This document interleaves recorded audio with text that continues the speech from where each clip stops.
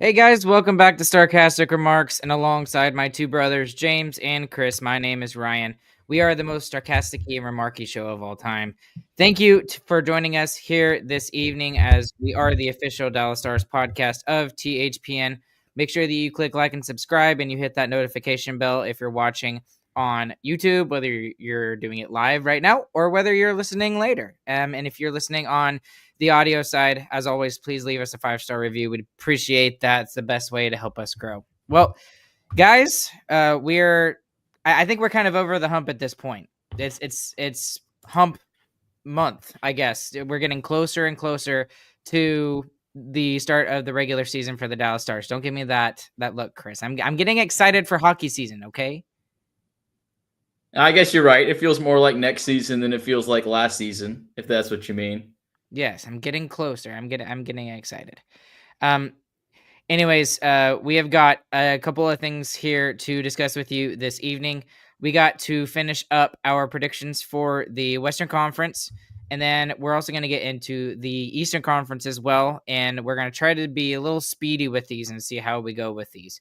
But before we jump into those, couple of Dallas Stars related news things. First off, congratulations are in order to two Dallas Stars players, one current and one former. Nils Lundkvist recently tied the knot in Sweden with his fiance, so congratulations to him. He's coming off of that new extension that he had, the 1-year extension.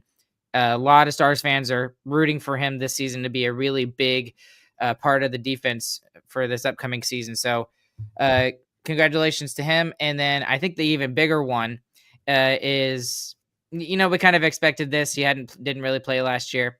Anton Khudobin. We are not going home, but he is retiring, and he has made it official. And unfortunately, his career ends, and it's one of the most oddest careers. If you go and look at his stats and follow the storylines and stuff like that, the hockey guy did a career video on him, and I was just like, I didn't realize like how bizarre his career truly was. Like, he didn't start his NHL career until 5 years after he was drafted. He never played more than 41 games in a season, so he was a career backup, even though he seemed to have the talent to be a number one. And then he did the most random thing ever. And during the 2020 bubble pandemic playoffs, he took the Stars to the Stanley Cup final. I mean, just an odd career, but still, congratulations to him as well. What are y'all's thoughts on either one of those two things? Yeah, career backup goalie that just got hot at the right time. Gave us a lot of fun stuff to root for in 2020. That was awesome. Yeah, it's. I mean, he went and played in the KHL, right, for a little bit, didn't he? Yeah, I think he did last season or the season before, because he's been out of the NHL for a little bit now. Yeah, the last game he played was with Chicago a couple of years ago, and it was not good. He had like an 874 save percentage in that one game. After it was actually what a lot of Stars fans forget is that he was actually going the other way when the Stars got Max Domi for their run in 23, 22. I don't remember one of the two playoff runs recently, but either way, that was when Khudobin was sent down to the AHL for that short stint to vary some of his money. So, post Otter, yes, post Otter, that is true. I still look back on that playoff run and wish that they had done it. Like, that would have been one of the most remarkable things probably we've ever seen in terms of the Stanley Cup in general. And honestly, it still is, because I mean, the Stars were not looked at as going all the way to the Stanley Cup final, even in the bubble playoffs. And you know what? Dobby gave that to us. And especially when the world was being ravaged by the pandemic, he was a key reason as to why the DFW area felt a little bit better during those troubling times. So yeah, you mentioned his weird career. How much weirder would it have been if you just throw a Conn Smythe in there? I mean, that would be wild. Yeah, he would have won it for sure, I think. Yes, no, yeah. There's no doubt in my mind. Like, it's not anybody else on the team. It is career him. Backup goalie, wins the Stanley Cup in front of nobody, and wins the Conn Smythe. And then if his career continued the same way, he would be out of the league 3 years later. I mean, that would be wild. Yeah. It still was wild because that run was crazy. And that was some of the most fun goaltending you could watch. And it was... I still don't know how he did it. I still don't know how Yoel Kiviranta did it. I don't know how Denis Gurianov had that 4-goal game. It's just... Everything just clicked at the right time, and it just barely wasn't enough to get past the Tampa Bay Lightning. But let's move forward. Let's look forward, and let's finish up our Pacific Division standings. And when we were finishing it up last week, we just went through how terribly we did. So we're not going to rehash that. But let's start with the Pacific Division. And I feel like number 8 is going to be very, very easy for all three of us. James, I'll let you have the floor first. Who do you have number 8 for the Pacific Division for the 25-26 season? I think it's going to be San Jose. Yeah, probably. I don't think I got to explain that one. Yeah, that's my number 8. That is my number 8 as well.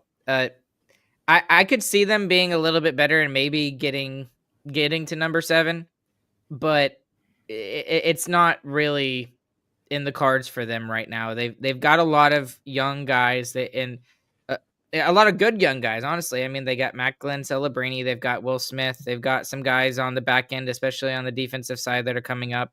They went and traded for Nashville's future number 1 goalie and Askarov or Askarov or however you're supposed to pronounce it. There's like 3 different ways, but they're still building. And Mike Greer is doing the right thing in how he's doing it. So I think that the Sharks are still number 8. And I just don't see it for them getting any higher than 7.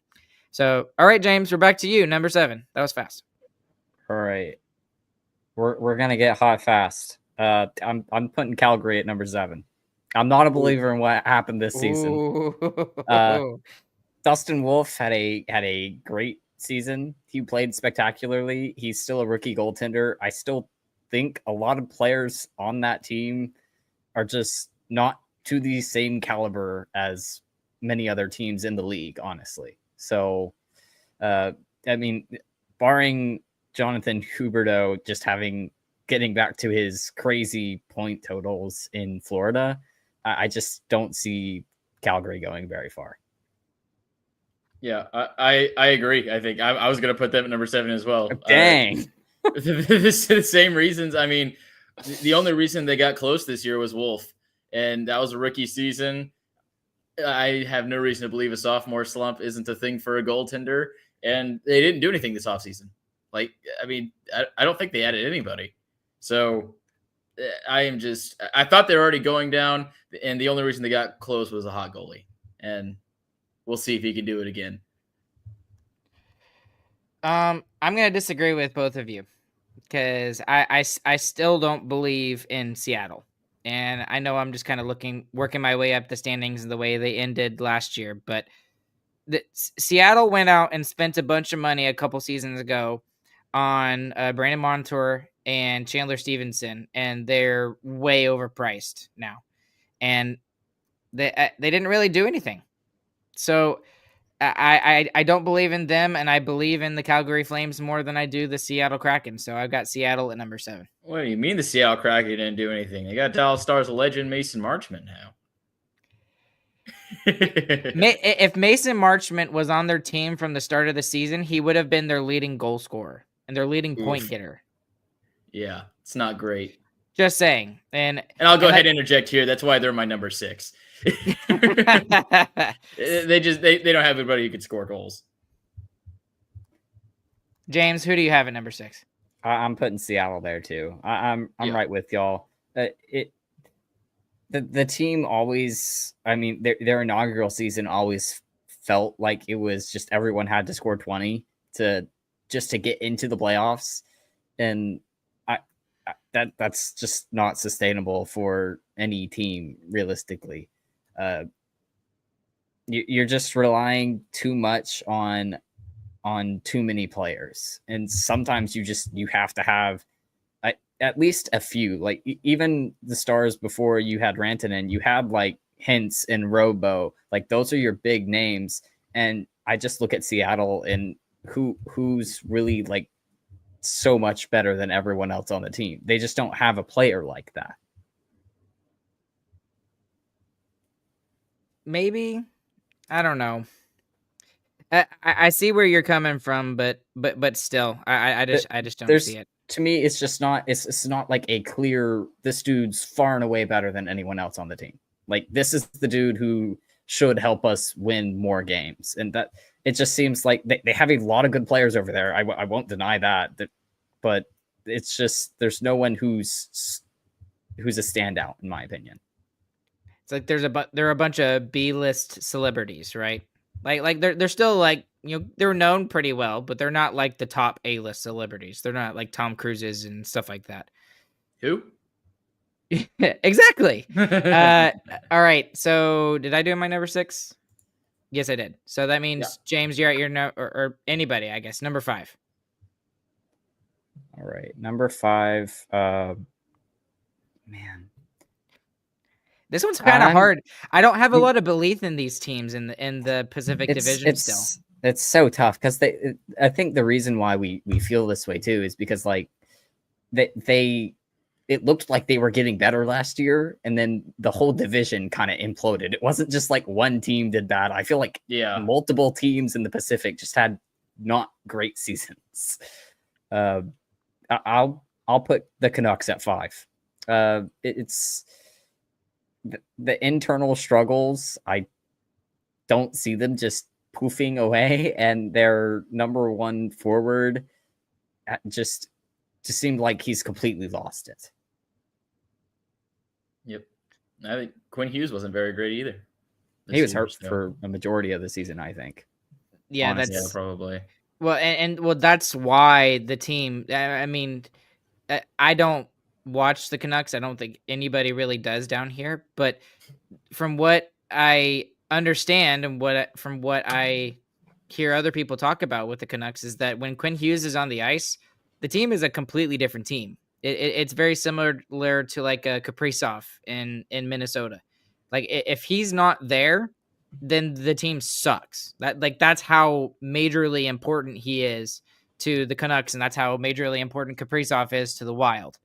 So I actually don't even think I said my number 6, so I'll just go ahead and do it now. But I had the Flames at number 6, and I'll go ahead and do my number 5 as well. And man, you know what? I'm gonna say it. LA. That's exactly what I was gonna do. It seems like that Ken Holland went out this offseason and on July 1st, and they were the most active team at free agency. And if you're the most active team at free agency, that means one of two things. Your owner really wants you to do a lot of stuff, or 2, you have a lot of holes that you have to fill. And I'm sorry, but when you go out and you sign Cody Ceci to a 4-year deal for $4.5 million, like, he's making more money than Matt Dumba. Like, $1 million more than Matt Dumba. That doesn't make any sense to me. So I don't think they're going to be able to do it, and I'm really high on some of the other teams in the Pacific right now. So I've got them at number 5. Yep, I have the Kings at 5 as well. They literally hit the panic button. I mean, they blew that series against the Oilers. It was in their hands. It was essentially finished. And they royally screwed it up. They fired everybody, and they fired pretty much everyone they could on the player side as well. I mean, they just flipped everything, and I think they did a horrible job in doing it. So, yeah, I think they're going to drop pretty hard because, man, they don't know what to do. So my number 4, I'm putting Anaheim at number 4. I'm honestly not sure why. I think I just believe less in the other teams. Well, like, for me, it's become the Pacific is more of who do I believe in the most out of, like, to not do terrible, because it's so hard to look over there right now. And of course, that's how it's going to feel when only 3 from the division make it anyway. You're going to look at that division a little less fondly. But it's tough to pick anyone out. I feel like it really feels like the Pacific's going to be wide open next season. Yeah, my number 4 is going to be the Canucks. I think they're hoping for addition by subtraction. We'll see. I think they'll kind of hover around the same place they were last year, though. The only reason I have them bumping up is because I think the Kings are going to fall apart more. I'm actually going to go with James on this one. I'll go with Anaheim. I know you said all that stuff, James, but they've done a lot. They really have done a lot. And like and I know some of the players that they got are a quote unquote washed up. They're older or whatever, but look at all the crazy youth that they have there. I mean, they've got Mason McTavish. They've got Cutter Gauthier. They've got Leo Carlson just on the front side. So and all 3 of those guys are under 25. And then they go and add Chris Kreider, which you're not going to expect him to score. I don't even think you expect him to score 30 this year. If you get 30 from him, great. I think the expectation for him is probably 20. But you add a veteran, which is exactly what you need, right? Because you've got plenty of guys who can score and get points and all of that stuff. And then on the back end, they've got Minchikov, they've got Jackson Lacombe, who was really good and had his coming out party this year.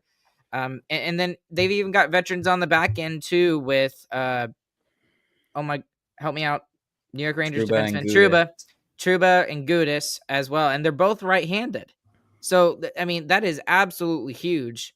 And then, not to mention, there's brand new $6 million goalie and Lucas Dostal, who, if you used other metrics to decide who the Vezina winner would be, he probably would have had a good shot to win the Vezina this year. Like, he was getting absolutely shelled this past season, and he was another huge. award, most saves. Like, no other stat, just most saves, and it can be called like Swiss cheese award for most holes in your body. But like they've got a good team going for them, and they've got guys who can come in who have had veteran experience now. And I think this is the year they take the step. I really do. I think this is it. And Pat Verbeek, the GM in Anaheim, has done everything right, and this is the time for them to take the step. And that's why I have them at number 3. So since you're singing their praises, I'll just keep on going. You forgot about Mikael Granlund, who I think might be one of the bigger additions. That's another good signing too. Even more than Chris Kreider. But the guys they did add, and those kind of quote-unquote washed-up players, like you said, I mean, it's Granlund, Kreider, Trouba, Gudis. Those are all glue guys. I mean, if those guys can really mentor the younger players and show them how to be a pro and show them how to win, and then they have the new head coach of Quenneville coming in at the perfect time, a guy who knows how to win and expects to win. I mean, everything's lining up right now for the Ducks to do really well. And then getting rid of Trevor Zegras. I mean, I think that might be addition by subtraction, because I think that was the right move. He kind of proved there's nothing left he could do there. Like, everyone knows the skills Zegras has for sure. And it might be a Nichushkin situation. He might go somewhere else and become great, but he's not going to do it in Anaheim. And I think that was clear after last season. So I really think the Ducks are going to get into the playoffs again this year. So you're dead on. Screw you, Val Nichushkin. James, who's your number 3? My number 3 is the Kings. I think they still have a lot of good. I think they still have a lot of good pieces there. The players they added are suspect. I will not deny that. Their offseason additions are questionable, but I think they still have a lot of the same team there that they're still going to be strong. Their subtraction is crazier. I mean, just letting Gavrikov go and then replacing him with Cody Ceci. That's... Well, and then low-key, the Jordan Spence trade, I really didn't like that either. I mean, the Stars were looking at, or I don't know if the Stars were looking at him, but we were looking at him as a potential option on the right-hand side.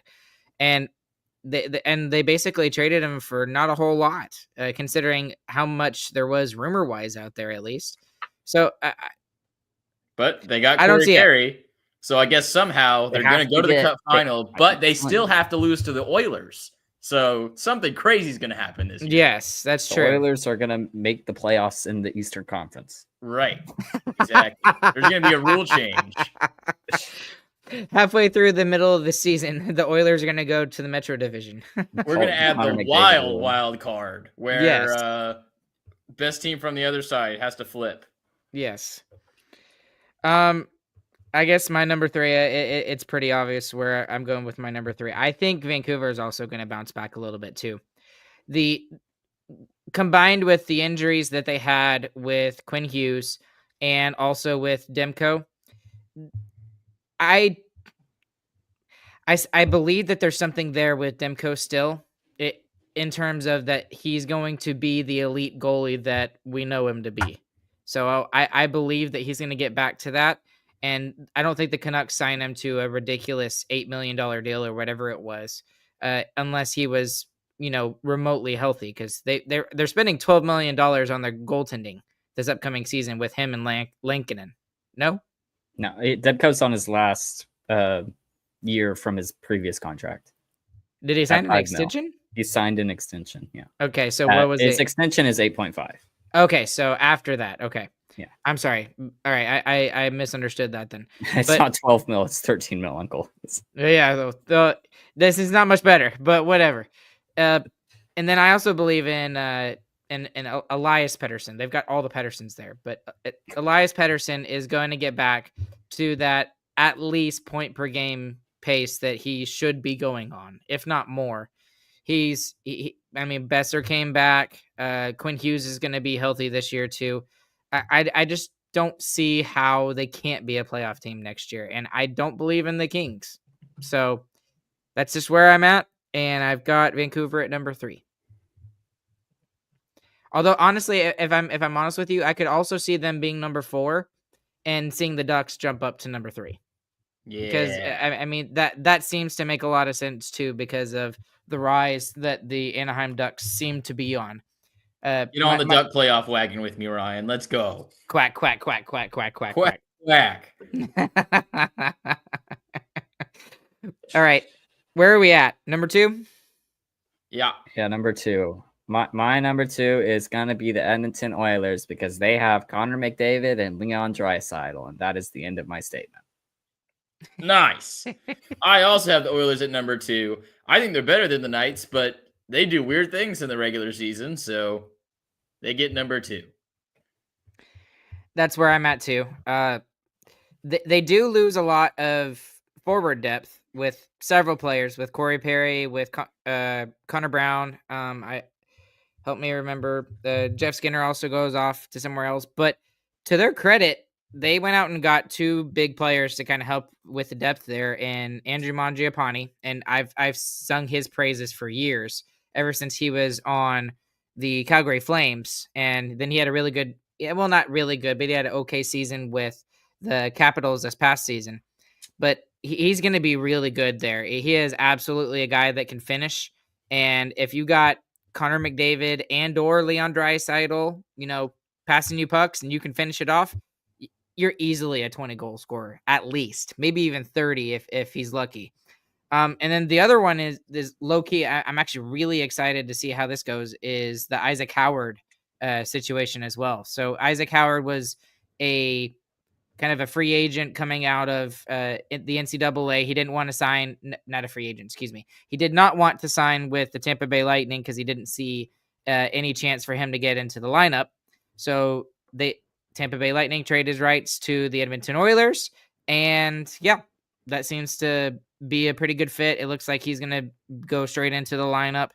And again, it seems like another guy that's just a pretty decent player. And if you just put a pretty decent player with Connor McDavid or Leon Draisaitl, it's gold.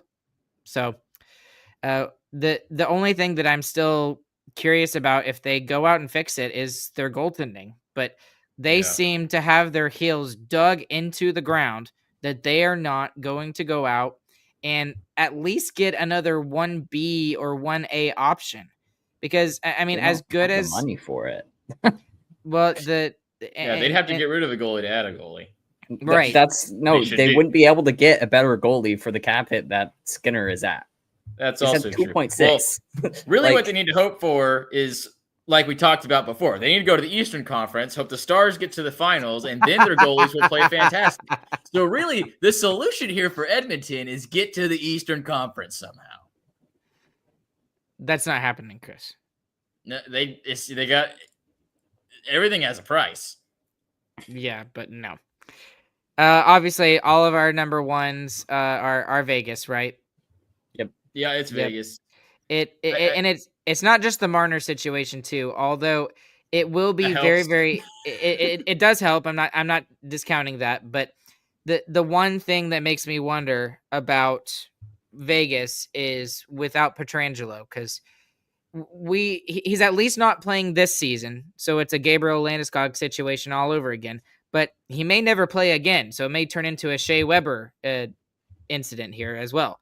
So I hate to see that for anybody, but that's a huge hit on the blue line for the Vegas Golden Knights. And yeah, they've still got other guys. They still got Hannafin. They've still got Theodore, but those guys are still not at the same level as Alex Pietrangelo, in my opinion. Pietrangelo's won 2 cups, and I know that there's still a lot of guys on that roster that have won a cup, but that's going to be a huge hole that they're going to have to fill internally, whether that's Shea Theodore or if that's Hannafin or whoever.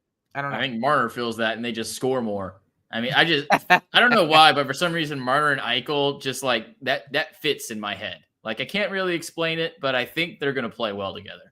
Well, it's because it's freaking terrifying. Can you imagine? Well, yeah, they're both good players, obviously, but it just seems like they'll click. I don't know. What about Mark Stone on that line? Mark Stone, Jack Eichel, Mitch Marner. Yeah, that's holy terrifying. Freaking crap. That is absolutely terrifying. So especially for maybe the Stars, who Stone loves to demolish. Yes, I still don't understand that. There's always those those players that always seem to do well against one particular team. Like, for example, like Casey DeSmith against the Utah Hockey Club last year. That didn't make any sense why he was so good against him, but he was ridiculous against him. That's Mark Stone against the Stars. So, okay, let's get into the Eastern Conference. I have our stuff from last year, although James wasn't on the episode last year, so it was just me and Chris. So James, exactly. Yeah, James gets to dodge a bullet here. Do you want to start with the Atlantic or do you want to start with the Metro guys? Atlantic. Okay, Atlantic. Here is actually, Chris, you and I were almost the exact same, except for 2 spots. We both had Montreal and Ottawa at 7 and 8, which was flat out terrible. Obviously, I think those are good picks still. Just to give y'all a hint of what's coming up. Detroit at I had Detroit at 6, and you had Buffalo at 6. I had Buffalo at 5. You had Detroit at 5, and then we both had in order number 4 Toronto, number 3 Tampa, number 2 Boston, number 1 Florida. So we were equally bad. Both of us were. So man. Before we even get into this, is the Atlantic better than the Central? I don't think Not so. the bottom. It might be.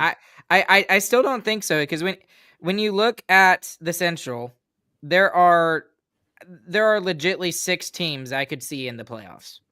Right, but then Nashville and Chicago, I don't think there's a chance. Right, but there's still 6 teams. Like when you look at the only team I think that can't get in for the Atlantic is the Bruins. I don't think Buffalo can make it. I don't believe in no. I don't believe in the Sabres until they actually do it. So that's 2 additional teams. I'm sorry, it's just not going to happen. So, anyways, that was our terrible takes from last season, Chris. But what are your thoughts hearing that? Yeah, I think there's a lot of good teams, and I think I picked bad. But yeah, I think my picks were justified at least. I don't, looking back, I don't think my picks are justified. I still don't understand how I had Boston at number 2. And again, just recency bias, I guess. Well, so. I mean, their collapse was pretty. They went from good to just horrible, which is the way you want to do it in the cap era. So kudos, I guess. But there was no gradual decline there. Okay, well, I don't want to talk about him yet. We'll talk about him when we get to it. But I have some things to talk about with the Bruins. Okay, James, number 8. Number 8 is the Bruins. I think they should Oh, we're try to be already number there. 8. Okay, I think they should try to be number 8 this season. They should try to be bad this season, and I think that they could have a very good chance to just bounce back up. You don't got to sell people or anything. You keep what you have, and maybe your goaltender does better. Maybe you get a little higher, but really, I think you try to go get one more really good player and hope that you're able to bounce back into a playoff spot after that. Chris, who you got? I agree. Bruins number 8. And I think you're also exactly right that they should live here for 1 or 2 more seasons, because if they just get a couple of high skill players, they're going to fix it right up. And they've got the pieces. They got the surrounding pieces still of a winning hockey team. I will disagree with y'all on. I mean, oh, we lost Chris. He disappeared. He'll come back. But anyways, I will disagree with both of y'all, but I will slightly agree with you in the things that you said about Boston. Hi, Chris. Welcome back. Hello. Oh, we get to play, Musical chairs on the screen. I've got Philadelphia at 8, and there's only one reason why, and it's the goaltending. The goaltending is absolutely atrocious in Philadelphia, and when you've got Are Sam we Ayers, the Atlantic or the Metropolitan? Yeah, we're in the Atlantic. So that would be an interesting one. Philadelphia moves to the Atlantic Division. I'm sorry. I was looking at the wrong thing. I'm sorry. Now it should be more obvious, Ryan. I still okay. Yes, that makes more sense. I am so out of it. I'm sorry. Boston, yes, number 8. Continue on so I don't sound any more stupid. Number 7. Just wasted 30 seconds of everybody's life. Number 7. I'm going to keep the Sabres at number 7 as well. I don't think that this team, as in the people who manage this team, know what they're doing at all. Honestly, if people keep leaving there and they go to other teams and they look like the best player in the entire league, and it consistently happens all the time. And so we know there's good pieces on Buffalo. We know that the players there are good. Why does it never work there? And the only common denominator is the people who work there. So I don't believe in the Sabres. I don't think they have what it takes to get back into the playoffs. They need to shake up a lot of different things, I feel like. And I don't think it has anything to do with the players. Dang. Well, going at the office directly, James. No jobs for you in Buffalo. I don't know what else anyone should be saying right now, honestly.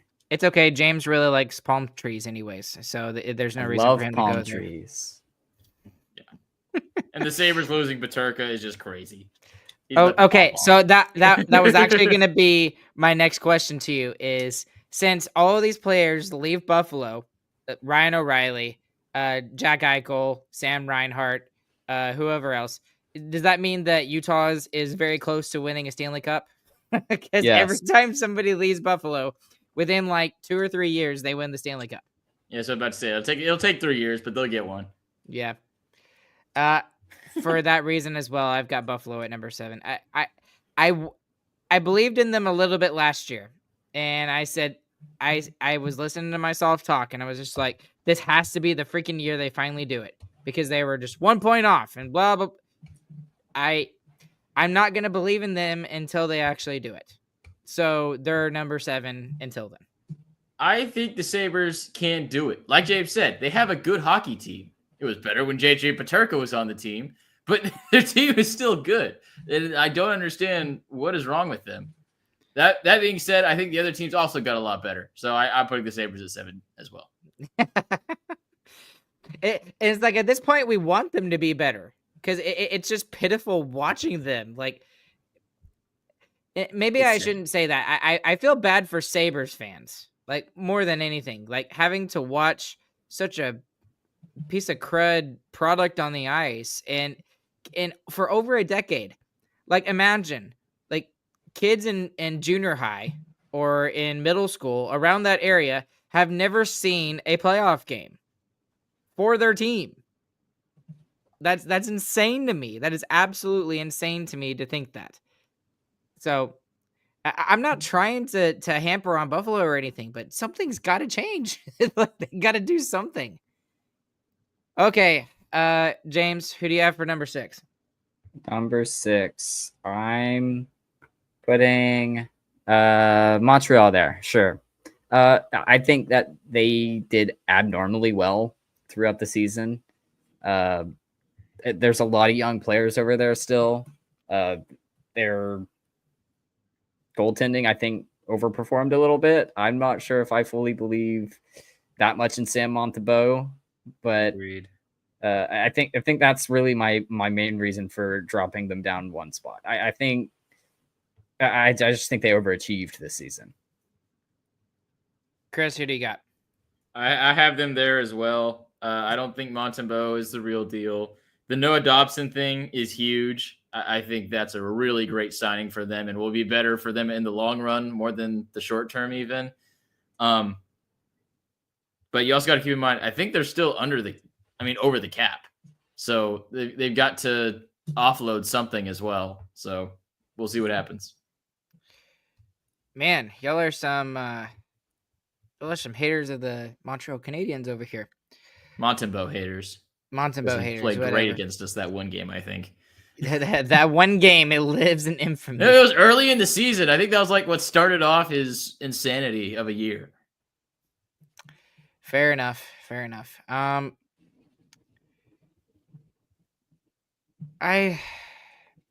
This is a lot harder than I thought it was going to be. But I still think it's Detroit. I think Detroit is number 6. And I know they go out and they finally get like an actual number 1 goalie in John Gibson, but is that really going to change everything else? I mean, Justin Hall is supposed to be in their lineup based off of, several hockey websites saying that he's going to be in the starting lineup. If he's in your starting 6, there's a problem. And just with all of the other moves that they've made over the last couple of years, I just don't understand it and I don't see it. So for me, Detroit's number 6. James, number 5. All right. Number 5, I'm gonna put Tampa at number 5. Wow. I realize that's a weird one. I think it's more of I just think it's time for Tampa to kind of fall off. They've consistently been good for such a long time, and I feel like their team is only getting older, and their best players are only getting older. And you have a bunch of tough playoff performances in a row, and I feel like that can really hurt a team. So I don't know. That maybe that's just my one like gut feeling is that Tampa's going to fall off this year. What do you think, Chris? You agree with that? No, but I'll talk about that later. I'm putting the Wings here, and I'm saying that they're in. So there's going to be 2 wild card teams in this conference. The Wings are going to make the playoffs. I do believe in it. I think Gibson is going to be huge. I think he's quietly been playing great for the Ducks. And I think Appleton's a really good addition for them as well. I mean, getting a little bit more depth on that team that really didn't have any is going to be really important. And if they're close, if they're on the bubble when the trade deadline comes around, they have a ton of cap space and can get whatever they want. So it's I think they're in a good spot to take a step forward here. I'm going to put Ottawa here. I think this is where Ottawa belongs. Bro doesn't believe in Brady. And no, I do believe in Brady, but the thing is that the other teams above them I still believe in, unlike James with a certain team. And both of y'all with another team. So yeah, just wait. It's not that they're bad. It's just that the Atlantic Division is very tough, and there's a lot of good teams in the division. I would again, this is the stronger division in the Eastern Conference. This is the Central Division of the Eastern Conference. It's the Central and the Atlantic, and the other two conferences are just kind of meh. I do have them in the playoffs. By the way, just to put that on there, Olmark was excellent for them last year, and I think he's only going to get better with a little bit more comfortability there up in Canada. And I want to say Detroit's going to get better, but I don't see them getting above Ottawa. So, and then there's other teams that I'm a little stronger on. So Ottawa number 5. All right, number 4. Cuatro. The Red Wings. Red Wings at 4. I'm with Chris on Gibson. Gibson's advanced stats were actually better than Dostal's by the end of the season. Nah, halfway through, Dostal was playing insane. But like Chris said, John Gibson has quietly been amazing for an Anaheim team who has consistently been bad for the peak of his career. So this is really his chance to show why he was a number 1 in Anaheim for so long, because there really was no one else there with him for a majority of his time there. Yep. Chris, you got your number 4? My number 4 is the Sens. I think they're going to at least do as good as they did last year. I think Olmark's going to be better than he was last year. I think he's going to get only more comfortable and more confident. Yeah, and I think they're going to be better in the playoffs next year too. That series against the Leafs, they played him pretty well. What they should have. They played very well. Yeah, I was impressed. They can really rally around that, and they can really rally around saying we're a playoff team. Because I do think that team's not really built to win a ton of games in the regular season, but kind of like the Panthers, they're built to win when it really matters. My next 2 are interchangeable, but I can't cheat and do that. So I will go ahead and put Tampa at number 4.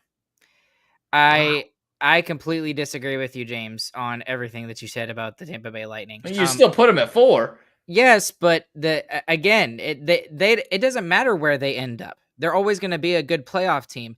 And the thing that a lot of people forget is they had to play the freaking Florida Panthers in the first round. They played terribly too. It wasn't just that they had to play the Florida Panthers. They were bad. It was not close. They did not stand a chance. And that is why I think that it is going to be a very different situation. And I understand that, yes, all of those key players are getting older. Yes, Victor Hedman and Vasilevsky and Braden Point and I can't believe I forgot the other Kucherov, but you've still got Braden Point. You've still got Brandon Hagel, who was really good. I think he was almost a point per game for the Tampa Bay Lightning this past year. And then you've still got guys in, oh my goodness, Jake Gensel. You still got Jake Gensel there, who was as good as expected. He's worth that $9 million contract that he signed last offseason. So I don't bet against Vasilevsky. I'm sorry, I don't. And you're dropping them 2 spots, so you're betting against them a little bit. I am dropping them, but I am not dropping them out of the playoffs. I refuse to do that, and I will not do that. So Tampa at number 4. All right, number 3. I'm putting the Panthers at number 3 again, because that's just where they stand. That's just where they have to be, you know. Truly though, long playoff runs like that can cause slow starts to seasons, and having it back to back like that, we saw it last season. That's I think that's why they ended up making only 3rd last season, is because they went all the way to the playoffs and they were banged up a bunch. They didn't get a lot of their players back for the start of the season. So I think that it's going to be kind of that same sort of situation where people are just kind of recovering until they get to the playoffs, and then they'll all play again. Yeah. Well, they just rested Tkachuk the second half of the season, and they're probably going to rest Tkachuk this entire season this year because he's going to be hurt from the playoffs. He's, of course, going to play the Olympics, even if he has a collapsed lung. And then he's going to recover for the rest of the regular season. He'll show back up game 1 of the playoffs. Dude's the last time it's the last time he can do it. I mean, and then the new CBA takes over in July 1st of 2026. So that's funny. That's funny that you said that, Chris. I could totally see him doing that. Yeah, for sure. and the Panthers And would be perfectly fine with it. He's for sure getting hurt somehow in the Olympics. It might not be major, but he's gonna do something. He's gonna get banned for fighting somehow during international hockey. We're going to talk about that. We're going to talk about the Olympics here in the next couple of weeks about the teams and stuff like that. But we'll save that for another day. But I am really excited for the Olympics. It would be so much fun to see Matthew and Brady back together on the same team. So my third is the Leafs. I'm a Leaf hater through and through, and I will continue. They lost Marner. There you go. That's a big chunk. He likes putting up points in the regular season. You have less points to put up in the regular season. I agree with the rhetoric that Marner is not a playoff guy, so I don't think it will really affect him that much going into next postseason, but I think it will make the regular season numbers drop. Do you think the Maple Leafs are in a similar situation to the Stars and the fact that their roster on paper looks a lot weaker, but maybe I don't know, maybe it's addition by subtraction? No, because I don't know if I believe in their goaltending either. I mean, that might have just gotten hot last season. I think Otter's a much more proven guy. You know what you're going to get. He's been consistently top 10. Yes, that's fair. Yes, 100%. I agree with you. Otter is a very clear number one, and it feels like that the Leafs don't have a clear number one. I think they have they did last season. By the end, it felt like they did, but both guys still played a lot of games. So that's because one of them kept getting hurt. Yeah, because one got headbutted. Actually, both of them played the entire season. Yeah, that's true. For night, my number 3, I've also got Toronto, and it's wow, the Toronto lover coming to the dark side. It's the Marner situation is you can't ignore 100 points leaving the lineup like that, and yeah, they went out and got some pieces to maybe plug some holes, and they got a little bit deeper in some ways, but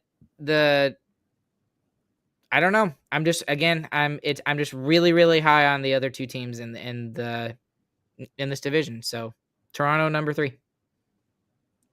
Number 2, I got the Ottawa Senators. I think the main thing is that Linus Ullmark is more comfortable now. I think it was obvious to start the season that he was in a new place and he was not ready yet. And late in the season, he looked like his old self again. So the playoff series, it looked like Linus Ullmark was back. Yeah, and I think that's gonna bring a lot of confidence for their defense core, honestly, more than anything. And I think that they still have a pretty young defense core, don't they? And they're all pretty young. That can be a really big confidence booster, and that just your goalie being strong like that bleeds through your whole team. They've got a good decor. They do. They've got Thomas Chabot, who has been there for forever and is a minute muncher. You've got Jake Sanderson, who's their new shiny toy, who they signed to that big deal, and everyone was like, "Oh, that's ridiculously high. That's too much." And then he did what he did this past season. Played really well. I mean, you've got Artem Zub, the big right-handed defenseman, very similar in a lot of ways to how, I guess, to put it in a Stars fan perspective, kind of like Esa Lindell. He's a very good defensive defenseman, and he's solid back there. So I'm high on the Sens too, but it's just I don't know if I'd have him that high though. They don't have a player on their defense. They have one player over 30 on their defense. One Nick Jensen, 34. That's right. I forgot about that. Yeah, that's everyone else's. Zub is the next oldest. He's 29. And that's pretty good. That's prime. That's prime. Really good. And that's going to be a staple for the Ottawa Senators for a while. My number 2, I have the Cats. Their lineup is just too good. And like I said, I think Kachuk plays no regular season games for them, and I think it doesn't matter. They're just so good. I mean, that offseason, it has to be the best offseason for a cup-winning team ever to keep that many pieces. I understand the sentiment and I agree with you to a certain extent, but you can't claim winners in the offseason. I mean, look what that did for Nashville. No, look at what that did for Nashville this past year. I still say Nashville won the offseason last year. There's still a difference. there's still a difference between returning players and players that you bring in from other places too. So that's something Fair. that's I think is Fair. really impressive for Florida, is that they brought their players back who are really good already. They know that. And sorry, I'm not trying to discount what they did. That's not what I'm trying to do. It's just that you have to be careful with stuff like With that because off-season. Yeah, because specific. especially the Marchand contract is going to look I am very, worried very about that bad the for sure. last 2 or 3 years. It's going Well, to look really bad. The Marchand one, it could even be like he was shocked that he was even traded from the Bruins. He kind of I'd be just shocked. went into all-in hockey mode, and when he comes out of that, he's not going to be able to get back to real Brad Marchand. I do Mhm. think that is somewhat likely, but I mean, after the performance he had, I thought it was going to stop at some point in the playoffs, and it just never He did. never did. Yeah, it just goes to show you some guys got it. My number 2 is going to be very surprising for a lot of people, but I have the Montreal Canadiens at number 2. When I understand y'all's Loves Montembeault. unbelief in Montembeault, but I love Sam Montembeault, and he has proven time and time again, every time I discount him, that I'm wrong. And it's every time. And again, he plays really well against the Stars. So maybe that's just what I'm a little biased on that. But the other thing is what they did in the offseason too, on top of keeping all of their top tier players. They, like you mentioned, I forgot who mentioned it, but Noah Dobson, like that, obviously that That's a huge bolsters. one. That's huge. That's absolutely huge. That bolsters their blue line. They're already good blue line. I mean, it's ridiculous on the back end there. And then another low key signing that I actually really like, that if this player had been available and if I had known he had been available, I would have wanted the Stars to go after him. Zachary Bolduc, coming from St. Louis. So St. Louis trades him to the Montreal Canadiens, and they get Logan Mailloux in return. That is a guy that he's not going to go off and be the flashy 40 goal scorer or something like that. But that is a guy that in the playoffs, I can see him being like a Sam Bennett type of player, where his regular season numbers are not all that great or whatever, but in the playoffs, they could really explode, and he could be a huge part of that Montreal Canadiens team. And again, Nick Suzuki, Cole Caulfield, Uri Slavkovsky. I have to mention that for Uri, but I really believe in them, and they played really well in their playoff series, and I don't know. It's more of a gut feeling than anything. So that's my number 2, Montreal.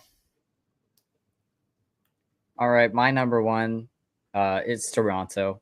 I think that they're still really good. Austin Matthews I actually get to boo James for picking Toronto this year. Was hurt off and on all season long, and he still scored 33 goals in 67 games. He was scoring every other game, and he didn't even know if he was going to play that night.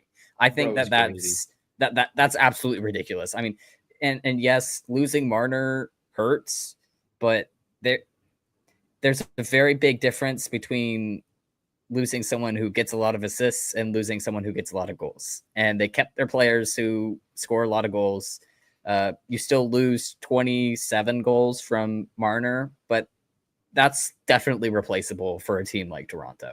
And I'm the opposite thinking of you, Chris. I think Wolf is amazing. I think from what I've seen from him that he really can be a true number 1. You mean Joseph Woll? Yeah, sorry. Wool, not Wolf. It's so confusing. Well, and Stolarz was really good for him too. Yeah. Honestly, like whenever one got hurt and the other got thrown in the net, they were both really good. So I can see that. Toronto's also proven that they don't have to have a great goalie to do great in the regular season. Fair. But Edmonton did that too. Chris, who do you got for your number 1? Y'all are crazy. It's the Bolts. I mean, they've got Vasilevsky and Kucherov. That's all they need to be successful in the regular season. And I'm kind of against what you're saying, right? I don't know. I think last season proved that they might not be a good playoff team anymore.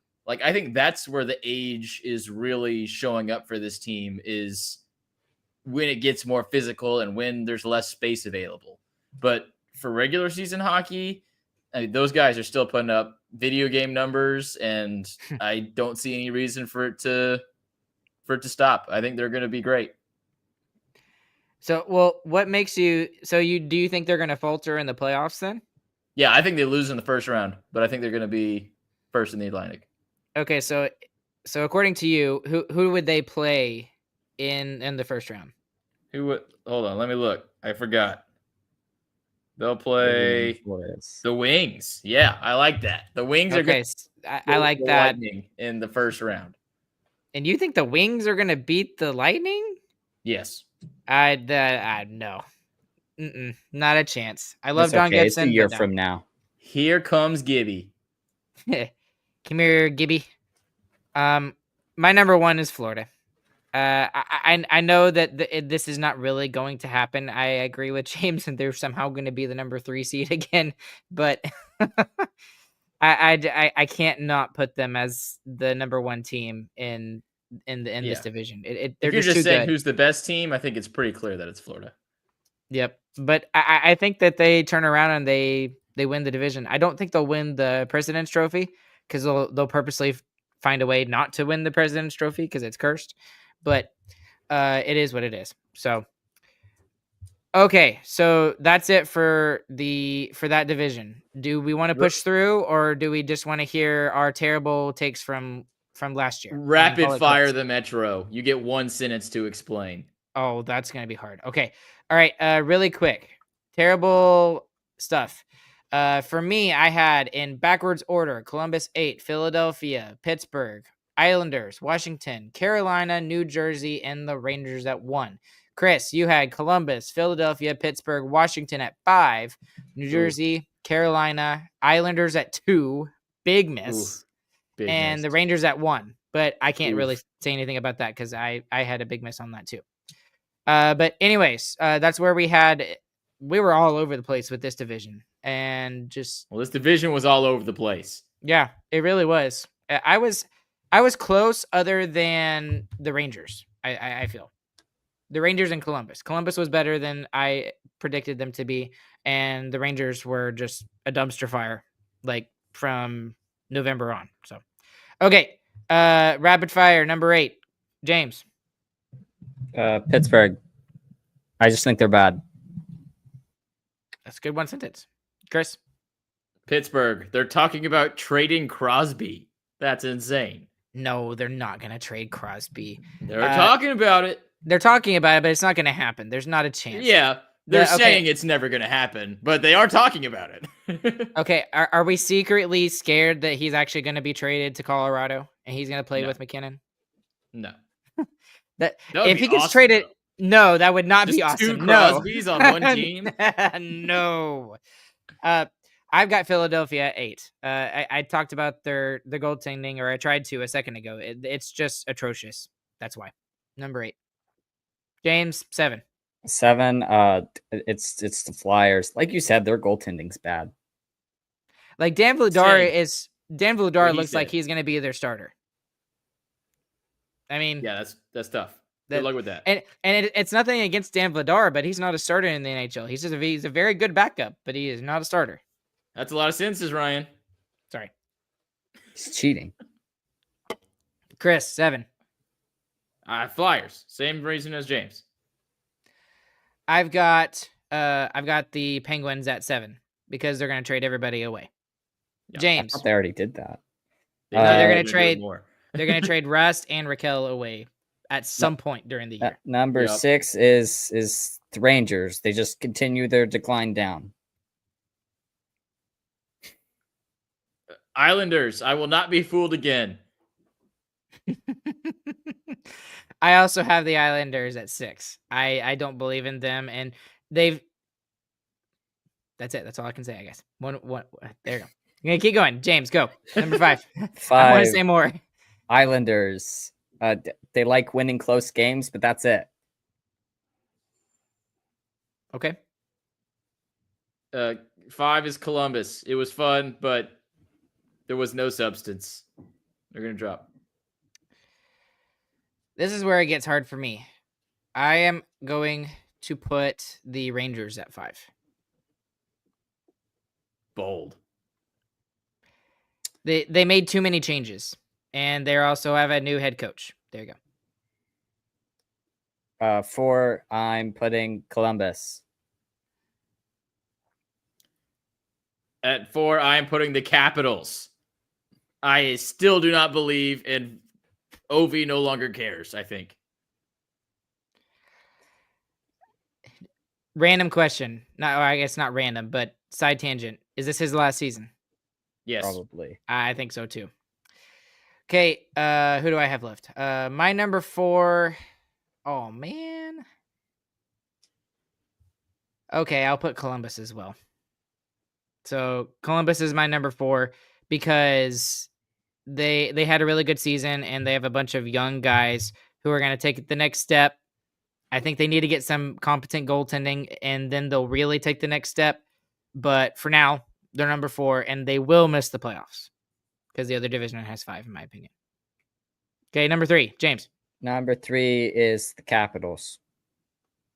I think that a lot of their players had career years, and that's what we saw in Nashville a few years ago. And then Nashville did okay the next season, and then they're now where they are now. That was a lot of sentences. My 3rd is the Rangers. They're going to have a little bit of a bounce back. I like their additions. That's 2 sentences, Chris. No, I pushed them together. There was no period. Fragment. I am going to put the Capitals because yeah, we're all Capital haters. Let's go. They're not. I'm not a hater of the Capitals because I do want He's to a see. I'm not a hater. I do want to see Ovechkin get into the playoffs in his last season, which I do think it will be his last season. So that's the where team I'm at. had a mission and they accomplished it. I think that that's really what pushed them all to have career years. And they overachieved a little bit last year, but I don't think they're going to underachieve so much that they miss the playoffs. That's where I'm at. Okay, number 2. I'm putting the Carolina Hurricanes here. They're staying at number 2. I agree. Carolina Hurricanes, number 2. Really? Okay, that y'all surprised me with that. I'll put New Jersey at number 2 because they had a lot of injuries. Jack Hughes has to find a way to stay healthy, and Jacob Markstrom was really good for them this past year. I think he continues that. So, New Jersey number 2. I think New Jersey's number 1. They're not going to be hurt this season. That's my sentence. New Jersey number 1. Daddy's about to pop off. 30-goal season from Daddy. He's going to get 20 again. Conservative. 25. I can't believe you would desecrate the new home of Logan Stankoven and not put Carolina as your number 1 team. I'm surprised with both of y'all. I really am. I debated dropping them down to 3. I'm not even going to lie. Really? Why? Yeah, I'm actually curious why. I think the Ehlers move is great, but I think they're going to internally hit the panic button the way the Kings externally hit the panic button. See, I don't see that at all. And I honestly, out of all of the teams, other than the Marner signing, I think the Ehlers signing is probably secretly one of the best offseason moves by any team. I think he may be the best of this offseason. I think he fits really, really well into that system, just like Stankoven. Well, I guess the Marner one, but that was a trade technically.